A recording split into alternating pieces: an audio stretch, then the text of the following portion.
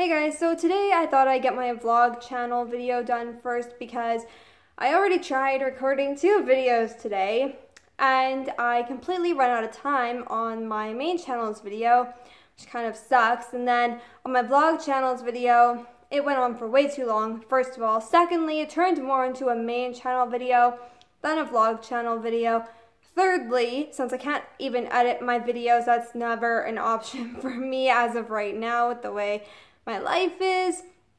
I don't have the money to pay for a video editor, and YouTube got rid of their video editor, and my phone's video editor keeps saying it's gonna go down, and it never does. And I don't know, it fucks up the video anyways, so there's really no point. And I've gotten so used to raw footage from when they said that they were going to get rid of the video editor, so I have not, I either had to decide to stop making videos completely because I couldn't find a free and a good video editor, nor a reliable one. So it was either stop making YouTube videos, and YouTube is like my #1 passion. The only thing that makes my heart glow in life is YouTube and YouTubers. So period, end of story. I guess, and animals and nature and whatever. But speaking of things that really run the materialistic side of the world, YouTube and YouTubers is like the highlight of my life. So not doing videos, I really don't feel like I have much of a purpose on this planet. So making videos is really, again, the highlight of my life. It's something that means the world to me. So not making videos makes me miserable as fuck. So not an option. So I am quite used to raw footage because I could not edit my videos anymore. So it's either stop making YouTube videos because I can't edit them, or start doing raw footage and training myself to be able to handle doing raw footage by trying to not repeat things so much, being one of my habits.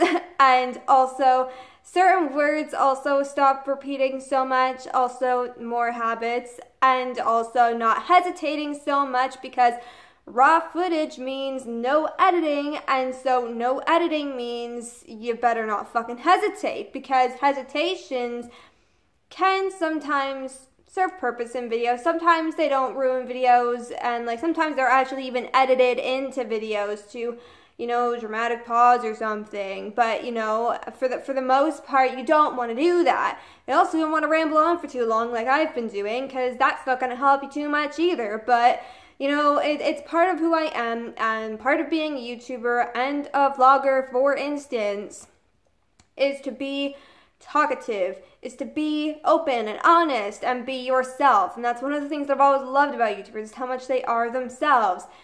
But right now, I'm not doing great. So I've decided that I'm going to talk a little bit about that today, because as I've mentioned on this channel, one of the things that's new in my life is that I got a new dog. Not my choice. So it was not my choice, and he's cute and adorable. I love him. I adore him.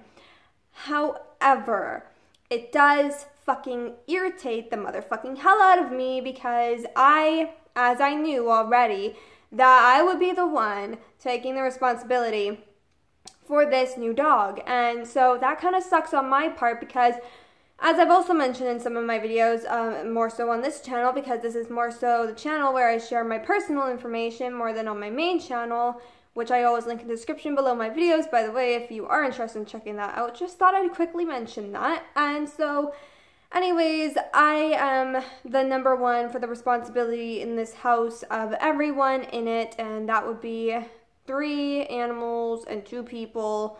And then there's myself.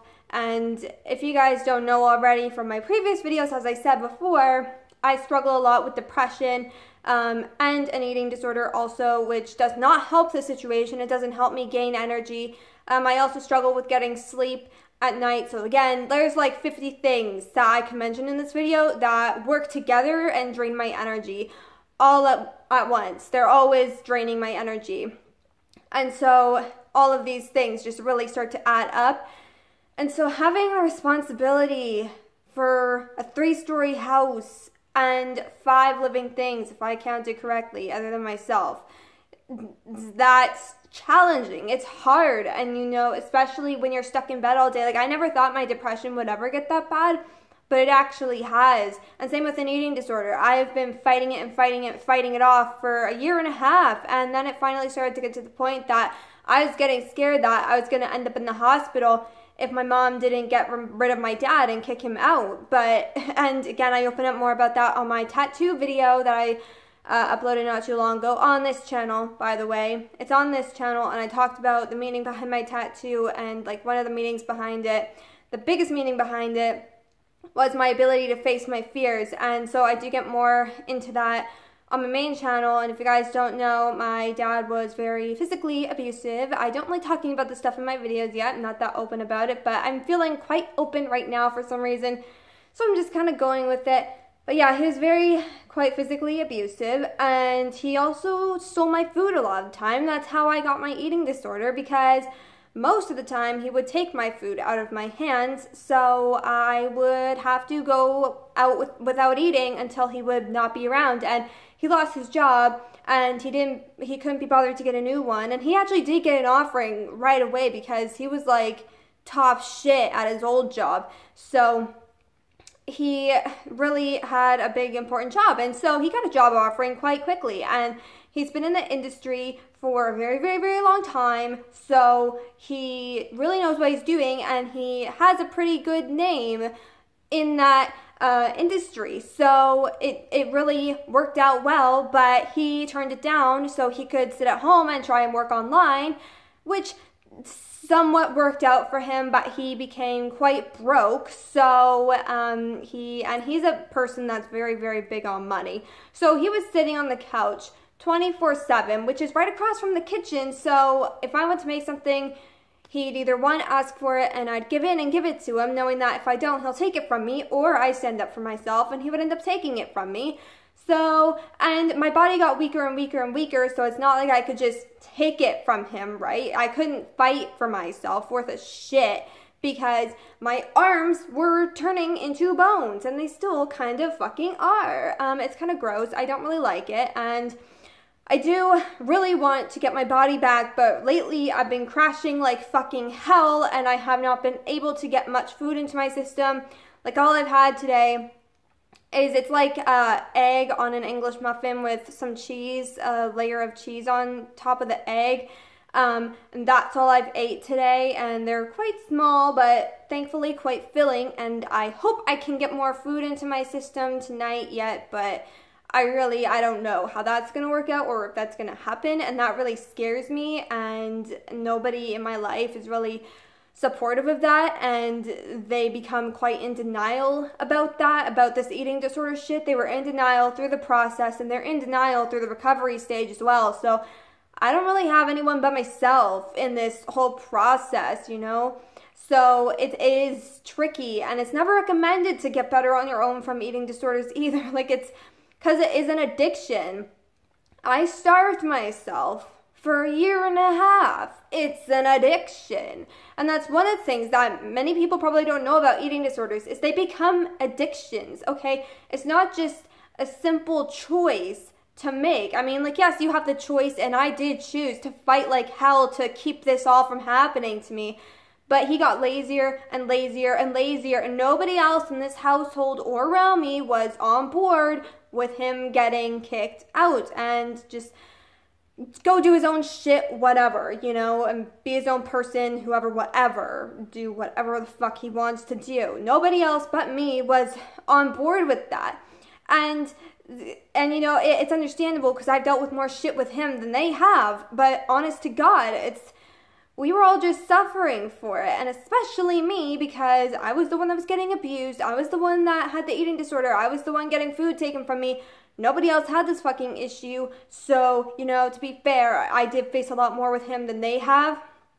But to be quite honest, it's something that should have happened a long time ago. And I mean, like, personally, like, if you see that your kid is, and even he made comments on it. He's like, do you even eat? And like, people would always tell me that, especially in this house, and they're like, do you even eat? Like, you need to eat. Like, you're really, really fucking skinny. You need to get some weight, girl. Like, honestly, and again, it's like, I would tell people and tell people and tell people that would bring it up, and not everyone, of course, but like, everyone that I felt comfortable with, like my own family, for instance, it's like, I'm not eating, and they would just pretend like it's just laziness.